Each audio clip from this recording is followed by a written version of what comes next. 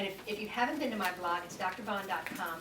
This article only has 2 hyperlinks in it, but many of my articles have even more hyperlinks than that.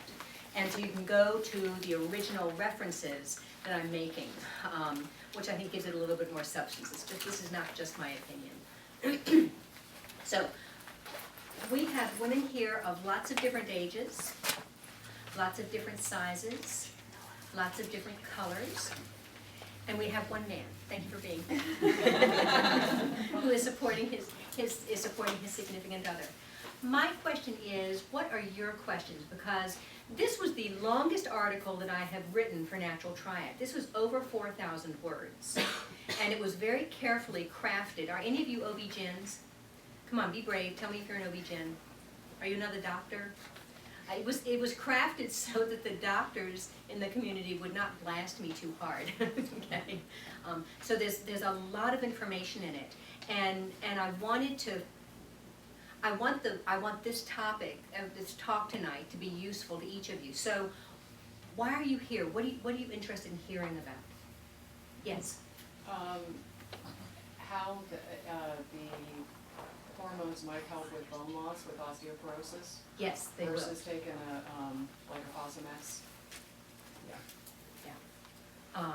Okay, good. So what does estrogen do for you as you go through menopause, and why should you take it, and will you benefit from taking it? And if you're already on the other side of menopause, Yeah. you know, is it still worthwhile to take if your bones aren't doing great? Yeah. Yeah. Yes. I'm here for hot flashes. Hot flashes. Are you still having hot I flashes? am. Yes. Do you mind telling me how many years you were postmenopausal? Okay, well, I'm 63. I've had it for a long time. So you went through menopause when you were about 51, Mhm. thereabouts? Okay, Mhm. okay. They're probably not gonna stop. Oh, no, don't tell me that. If you've had them for that long, okay? I had ladies up in Martinsville who were in their 80s who were still having hot flashes. Goodness. Oh. And I will also tell you that a little dab of estrogen is the absolute best treatment for that. Okay? And a little bit would be safe for even you to start on at your tender young age. My doctor don't believe in it, so. I know. I know. Yes. Yeah. Well, I was on hormone replacements for about a good 15 years. And then I had, just the past year, 2 years ago, not even 2 years ago, they found a place in my breast. And so it was supposed, you know, estrogen fed. So they took me off of everything. Mhm. And So you had a breast cancer. yes. Okay. The thing is that I really, once they sucked all the estrogen out of my body, it's really, you know, like I have a lot of bone aches and muscle aches, you know, low-grade depression at times. I have to be very careful, you know, and I take a lot, you know, I take D and E and magnesium and all the good stuff, but I'm just curious. I just think there has to be something natural out there or something that I could take to help with, you know, the dryness and all of this. It's just, Okay. that's Okay. my deal. Yeah, good, thank you. And thank you for sharing your story, which is very explicit. I appreciate that.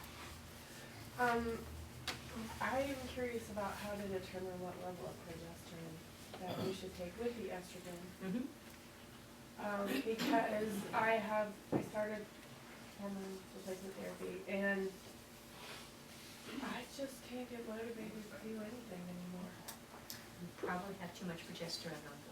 Well, based on a bunch of research I've done, I've concluded that. Yeah. But the question is how to figure out how much. Are you on topical? No. You're on oral? Yeah. Less. I mean, I'm not trying to be No, smart. no, I understand it. So my doctor's given me a few options, but it's like option A or option B.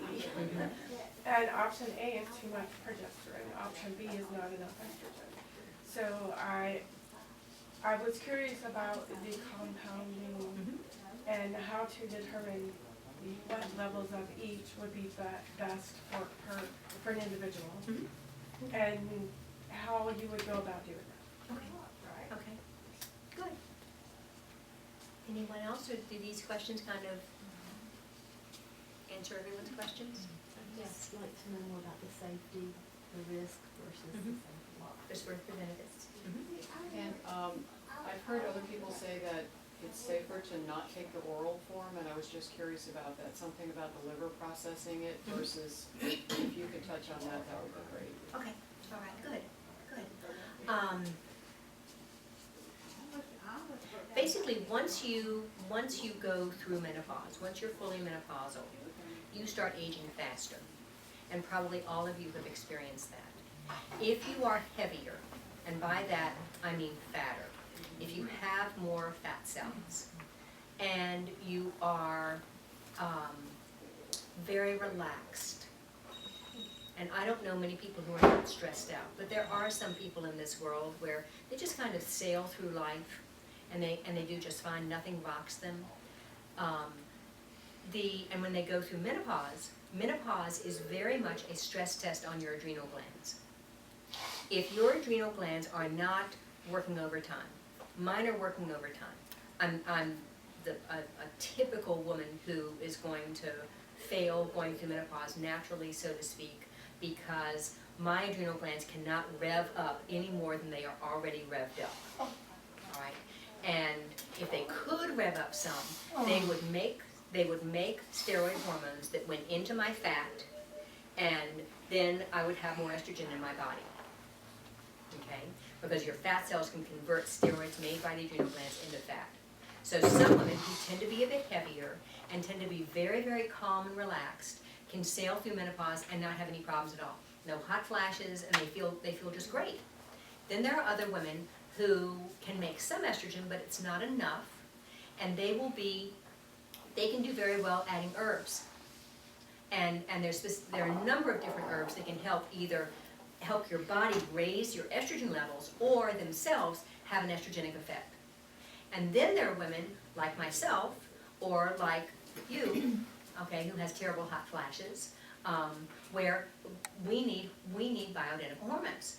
Okay, you're not going to get any Premarin in my office. Okay, you're not going to get any Provera in my office. You're only going to get what your ovaries used to make. And there's really nothing better than that. That's what fixes the imbalance that we have. And you slow down the aging process if you have enough estrogen. I'm not saying you have to take the bioidenticals, but if you have enough estrogen, you will slow down the aging process. Otherwise, all the things that we get as we get older, you will get at a younger age. And the Women's Health Initiative, the original reports in 2002 that said, HRT dangerous, increases risk of stroke 38%. Whoa, that's frightening. Now there were a lot of problems with those headlines, and they weren't real, okay? What it meant was it increased the risk of stroke, and I don't remember the exact numbers, but it increased the risk of stroke so that 8 women instead of 6 women out of 10,000 women had strokes. That's a 38% increase. But in terms of absolute numbers, it's very, very small. So it wasn't a huge number of women that were dropping like flies. For those women who were on those hormones, and those specific hormones, that was Prempro. It was horse estrogen and Provera, which I believe should be taken off the market. Because Provera blocks some of the beneficial effects of estrogen. And they were both being swallowed, and when you swallow estrogens, it turns on production of a number of proteins in your liver. It changes how your liver is metabolizing